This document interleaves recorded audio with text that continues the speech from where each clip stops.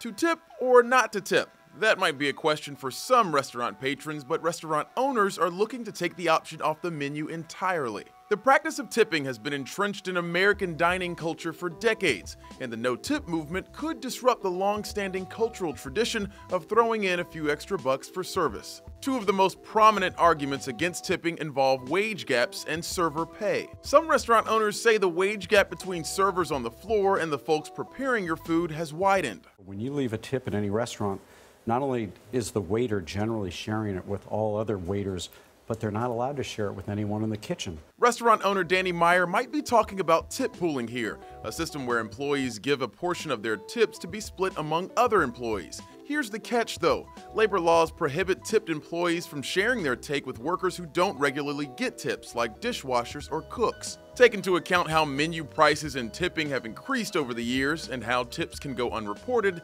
and it's easy to see how cooks can get burned. Another argument for banning tips puts the focus directly on servers. The people who rattle off menu specials and deliver our food can be paid as little as $2.13 an hour, legally. The expectation is that tips will help make up for what servers don't get in their paychecks, but relying on tips to make a living wage is a gamble. Many writers and researchers examining the service industry say how much a server is tipped is only loosely related to their performance, which is supposed to be the reason why we tip, right? Other factors that can affect tipping include whether you use card or cash, whether a server introduces themselves, whether the server is black, etc.